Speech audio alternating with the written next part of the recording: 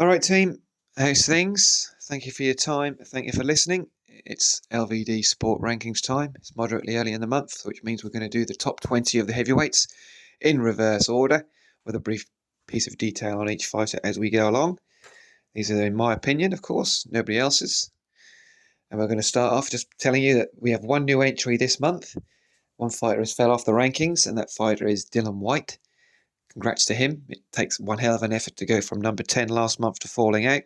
But as we hinted at last month, suggested that he would put forth something of a misnomer of an effort, and he really did. Had negative energy all week. If there was ever a fighter who had zero belief in himself, it was Dillian, almost to the point where you thought he wasn't even going to make it out of the locker room. Probably had a word in his shell, like quickly telling him that he signed a contract, he'd weighed in if he didn't turn up. Didn't step in the ring, he was likely going to get his arse sued off. Sure enough, he went in there and did his duty. I would say that he took his licks, but you can't really say that. He took his lick and was gone. But yes, when you cheat the fans, pay-per-view as well, my God, you do deserve to fall straight off the rankings, and you did. Unlucky there. I'm sure he's bothered. Which means there's a slot for another fighter to slide into the rankings, and that fighter was almost Kubrat Pulev. That's Kubrat Pulev. But no, his spot this month was taken by this month's number 20. The new entry's coming straight in at number 20. Frazer Clarke, or should I say a re-entry. Frazer Clarke fell off the rankings after his defeat to Fabio Wardley. Plenty to say about that, but I'll keep it brief. How on earth did your skull get dented in that quickly in a fight? There we know. Fly gloves. Anyway, number 20, Frazer Clarke, is back, which means there's a little bit of shifting in the next few spots. Otto Wallin rises up from 20 to 19. He's still there. Deontay Wilder goes from 19. He's up to 18. Justice Hooney is up to 17. And Michael Hunter Jr. holds firm. He's at number 16 still, as he was for last month. Joe Joyce, 15. F.A. Ajagba, number 14. Frank Sanchez, number 13. Is he a bit too high? Not too much has changed in regards to these fighters from last month, so rather than just repeat what I said, besides, no one listens to what I say anyway, so it doesn't really matter. I think 18 views last month for this, so it's a roaring success. But yet, 13, Frank Sanchez. Number 12, Fabio Wardley. Could be a few spots higher, as I said last month. Recently been announced that he's going to be fighting Joseph Parker on the 25th of October. Even if he puts as much as a great performance or good performance and comes up short, it's going to be a big deal for British boxing. That's another year or two of reasonably large fights. If he wins, if he causes the upset against Parker, then that's a huge shot in the arm for British boxing. We've got a new star, or we've kind of got him anyway, but if he was to defeat Joseph Parker, then he's in amongst that top 5 and that stadium fights and all that sort of thing. He has an appeal to a certain section of new social media fans, that's quite clear. And if he was to win, that's a really big chance to harness that and make that grow. So yeah, anyway, Fabio, rambling on there. Wow. Fabio Wardley, number 12. Number 11, Derek Chisora. Wow. That is a bit of a misnomer ranking. He is somewhat high. I wouldn't pick him basically against anybody in the top 15. So if you look at the top 20 right now, I'm going to do an immediate count of his record is under the top 20 that we've got at the moment. Defeated Joe Joyce 1-0. Hasn't fought anybody else. Lost to Cabby. Oh, yes, lost to Cabiel. Lost twice to Parker. He's one win against anybody in the top 20, and he's lost about 8 or 7 or 8 against so he's like 1-7, 1-8. Just going at a quick count off the top of my head. Derek Chisora. So yeah, he shouldn't be where he is in number 11, but he is. His next fight should be, and it probably will be stage managed. It's either going to be it will either be a final chapter with Dillian Whyte that nobody asked for or wanted. Somehow he'll get one of the fragmented belts in a waving him off World Championship attempt, or it will be just an absolute stupid fight which nobody is particularly interested in, and it will just suggest that nobody's willing to put the money up for the type of fight that Derek wants. So that's the options, I think, for Derek Chisora going forward for his final fight. If it is his final fight, I think it will be. But anyway, end of all that tripe I'm waffling on about. Number 11, Derek Chisora. Number 10 is our biggest rise of the month. He was 17 last month. I've just decided that he's going to take the place of the man who he defeated. Number 10, Moses Itauma. He's jumping up to that high. He was 17. Jump of 7 spots, of course. Well done to Moses. If his handlers are willing to give him that chance to jump up so many levels, as it were, without finding out how good he is, I think they will also be willing to do that at world level. They seem to be very keen to strap a world championship around his waist before he's fought at that level for any period of time, which means that it's going to be all about the money, and it's all going to be about the placement of social media rather than his grounding and blooding as a fighter and his growth as a fighter, sadly. I hope I'm wrong about this, but I just got a sneaky feeling that I won't be. He's needs another 4 or 5 fights seasoning at the level he's just jumped from before we can properly say that he is going to be a legacy heavyweight. At the moment, he's very much at the risk of being rushed. But anyway, Moses Itauma, number 10. Number 9, holding on. We've got over the next few, we're going to be holding on pretty much. Number 9, it's going to be Martin Bakole. Number 8, Zhilei Zhang. Number 7, Filip Hrgović. 6, Anthony Joshua. 5, Agit Kabayel. 4, Joseph Parker for me. He's going to be number 4. Most people have number 3. It's a big. He must be. Even though Fabio Wardley is the Brit, I would imagine that Joseph Parker, for him to take a fight against Fabio Wardley, someone who is from, shall we say, the grade below him perception-wise, Parker has to be the financial A side in this one. Otherwise, it's stupid for taking this opportunity. He could be fighting Usyk. He could be fighting Dubois. He could be fighting Kabayel. You could feasibly put him in against Anthony Joshua. I've very much 95% not going to happen, but in the current climate, you could say that that's the type of fight that Joseph Parker has earned. But now he's fighting Fabio Wardley. It's an odd decision for me, so it's got to make it worth his while. I wonder if Joseph sees this as a marking time fight. If he does, I think that's a big mistake.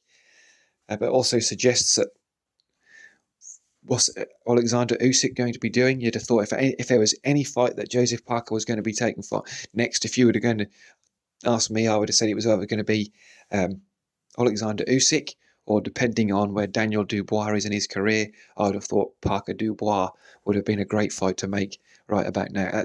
That would be an accurate gauge for Daniel Dubois going forward. But Joseph Parker holds firm number 4 in the LVD rankings, which number 3, Daniel Dubois, was just discussing. His next move is going to be fascinating. This is an interesting time in his career. The choice of Tony Sims as a trainer. How many trainers are left in British boxing who would be willing to take on the Dubois drama? That's what it's going to be. That's what it seems to be. It's very like Tony Sims is a very un-Queensberry decision. Some recent remarks from Frank Warren regarding Dubois' preparation in the build-up to the Usyk fight has made me think that maybe is there potentially some sort of parting of the ways between Queensberry and Dubois? There's some sort of falling apart at the seams of the relationship? Just seems a bit strange. He's been a little bit more critical than he usually is of Daniel. It's almost as if he's totally exasperated with how Dubois has handled the last 6 months of his career or so, that the truth is coming out. Or it's just so fascinating what his next move is going to be. Will it be a fighter from outside of the perceived top 20? Will it be against a big name? So many questions. Daniel Dubois, that loss to Alexander Usyk and the fallout from it has actually made it more interesting than if it would have just been a clean knockout loss. It's so fascinating what's going to happen over the next few months with Dubois. Will it be falling down the rankings? Will he go back to being a world champion again? Just like this time last year, he was knocking out Anthony Joshua and the sky was the limit. Don Charles was a guru. Kieran Farrell was looking like a tactical genius who had found the key to working with Daniel Dubois and unlocking the power and potential within him. And now 1 year later, it's as if they never won a fight together. It's quite incredible. Daniel Dubois, LVD Sport number 3. which means number 2, Tyson Fury, I'm ranking him until the end of the year. If he hasn't fought by the January the 1st, 2026, he's being dropped from the rankings. If he hasn't announced a fight before, should I say, January the 1st, 2026, then he will be dropping out of the rankings. That's my own personal choice. Just because he says something, it doesn't mean he's going to do it. So that's why I'm keeping him in, since he fought in December of 2024. The LVD criteria, if you like, is that you have to have a fight arranged or fought within a calendar year to be in the rankings still, or to be ranked. Which means number 1, Alexander Usyk, of course. The cat retains his spot. It's the only thing I can listen to me, that I can say from last month. The only difference is that, of course, the WBO put out that memorable tweet saying that they'd seen him dancing, and after hearing the report about his back injury, they want some bit more information on it, which is noble, which is admirable. But WBO, you have now got to do that for every champion, otherwise it just shows you up to be the biased yahoos that you really are. We know what you're up to. It's on the one hand, they're feeling the potential pressure from TKO coming in and maybe things changing, so the WBO want to be seen to be proactive and acting as if how a governing body should be seen to be acting, which I very much doubt is the case. That's just me thinking out aloud. But more is usually the case, or what I think is more often not to be this in particular case. I'll say it right in a second. I mean what I know what I mean. But I've been talking for this long without trying to make an error, and I got this far. Is that the WBO, and that Gustavo Oliveira is the guy at the top of it at the moment. They can sense that Turki Al Sheikh is frustrated with the fact that Usyk has foiled their Saudi plans. He's beaten Joshua twice, beaten Fury twice, he's beaten Dubois twice. He is the antithesis of the opposite of what they want as a heavyweight champion. They want a big, bold, strapping puncher to be involved in these big fights.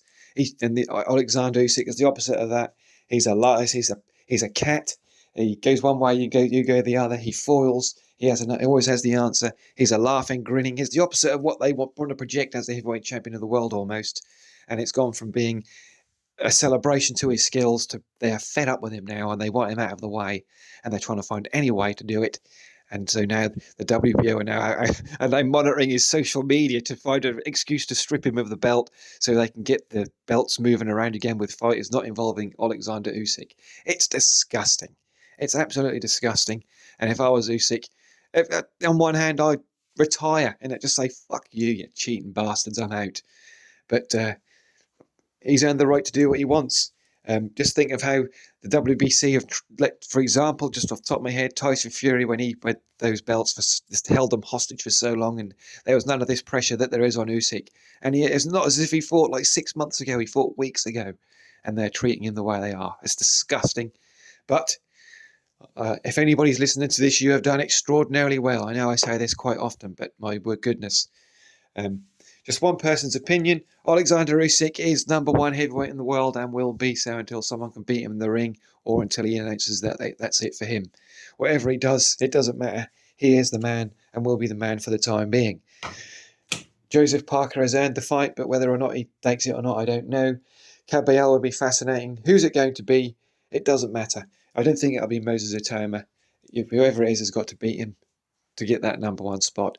That's your LVD Sport rankings for September of 2025. I might do a preview video of Crawford Canelo. I might not, probably won't. I might do a video during the week, but I never do, because what's the point? What's the point of doing it? If I'll do this video and I'll do it 25 minutes, nobody's going to listen. I just do it to sort of satisfy my muse. Anyway, if you've liked my content and listened this far, thank you very much. You deserve a medal. I would send you one if I could, but I haven't got one, so I can't. If you liked it, please give us a thumbs up, subscribe. It would be an honour. I doubt if you will, though. That's LVD Sport for September of 2025, the heavyweight rankings. Thank you so much for your time. I've got up to the 15-minute mark. And as I sometimes say, if I remember, until next time, keep your gloves up and your chin down. Thank you for listening. Goodbye.